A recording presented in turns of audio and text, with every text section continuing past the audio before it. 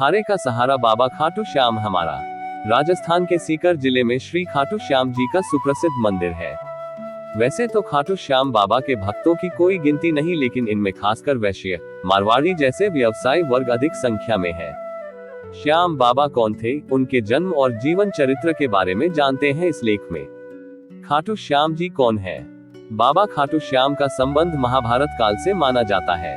ये पांडुपुत्र भीम के पौत्र थे।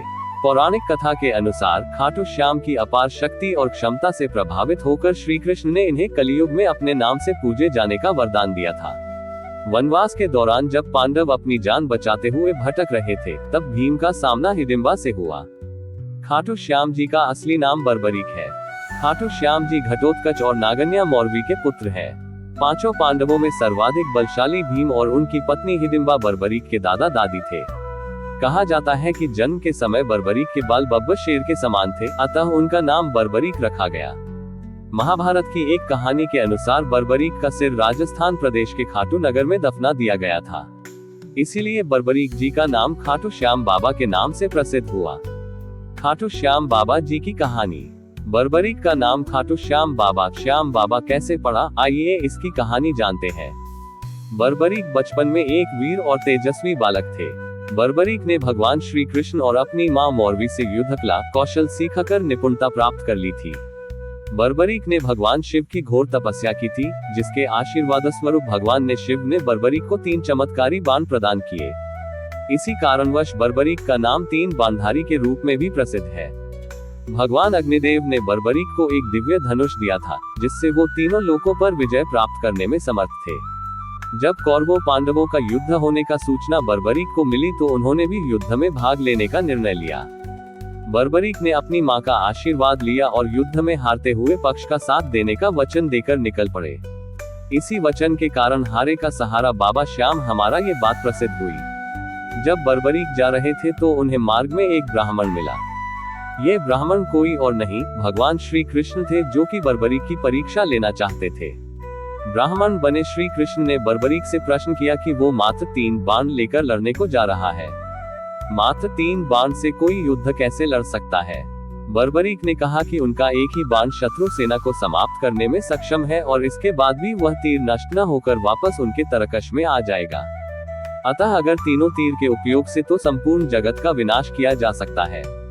ब्राह्मण ने बर्बरीक से एक पीपल के वृक्ष की ओर इशारा करके कहा कि वो एक बाण से पेड़ के सारे पत्तों को भेद कर दिखाए। बर्बरीक ने भगवान का ध्यान कर एक बाण छोड़ दिया। उस बाण ने पीपल के सारे पत्तों को छेद दिया और उसके बाद बाण ब्राह्मण बने कृष्ण के पैर के चारों तरफ घूमने लगा। असल में कृष्ण ने एक पत्ता अपने पैर के नीचे छिपा दिया था। बर्बरीक समझ गए कि तीर उसी पत्ते को भेदने के लिए ब्राह्मण के पैर के चक्कर लगा रहा है। बर्बरीक बोले, हे ब्राह्मण, अपना पैर हटा लो, नहीं तो ये आपके पैर को वेद देगा। श्री कृष्ण बर्बरीक के पराक्रम से प्रसन्न हुए। उन्होंने पूछा कि बर्बरीक किस पक्ष की तरफ से युद्ध करेंगे। बर्बरीक बोले कि उन्होंने लड़ने के लिए कोई पक्ष निर्धारित किया है, वो तो बस अपने वचन अनुसार हारे हुए पक्ष की ओर से लड़ेंगे। श्री कृष्ण ये सुनकर विचारमग्न हो गए, क्योंकि बर्बरीक के इस वचन के बारे में कौरव जानते थे। कौरवों ने योजना बनाई थी कि युद्ध के पहले दिन वो कम सेना के साथ युद्ध करेंगे। इससे कौरव युद्ध में हराने लगेंगे, जिसके कारण बर्बरीक कौरवों की तरफ से लड़ने आ जाएंगे। अगर बर्बरीक कौरवों की तरफ से लड़ेंगे तो उनके चमत्कारी बाण पांडवों का नाश कर देंगे। कौरवों की योजना विफल करने के लिए ब्राह्मण बने कृष्ण ने बर्बरीक से एक दान देने का वचन मांगा। बर्बरीक ने दान देने का वचन दे दिया। अब ब्राह्मण ने बर्बरीक से कहा कि उसे दान में बर्बरीक का सिर चाहिए। इस अनोखे दान की मांग सुनकर बर्बरीक आश्चर्यचकित हुए और समझ गए कि यह ब्राह्मण कोई सामान्य व्यक्ति नहीं है। बर्बरीक ने प्रार्थना की, वो दिए गए वचन अनुसार अपने शीश का दान अवश्य करेंगे, लेकिन पहले ब्राह्मण देव अपने वास्तविक रूप में प्रकट हो। भगवान कृष्ण अपने असली रूप में प्रकट हुए। बर्बरीक बोले कि हे देव, मैं अपना शीश देने के लिए वचनबद्ध हूँ, लेकिन मेरी युद्ध अपनी आंखों से देखने की इच्छा है। श्री कृष्ण बर्बरीक की वचनबद्धता से प्रसन्न होकर उसकी इच्छा पूरी करने का आशीर्वाद दिया। बर्बरीक ने अपना शीश काटकर कृष्ण को दे दिया। श्री कृष्ण ने बर्बरीक के सिर को 14 देवियों के द्वारा अमृत से सींचकर युद्धभूमि के पास एक पहाड़ी पर स्थित कर दिया, जहां से बर्बरीक युद्ध का दृश्य देख सके। इसके पश्चात कृष्ण ने बर्बरीक के धड़ का शास्त्रोक्त विधि से अंतिम संस्कार कर दिया।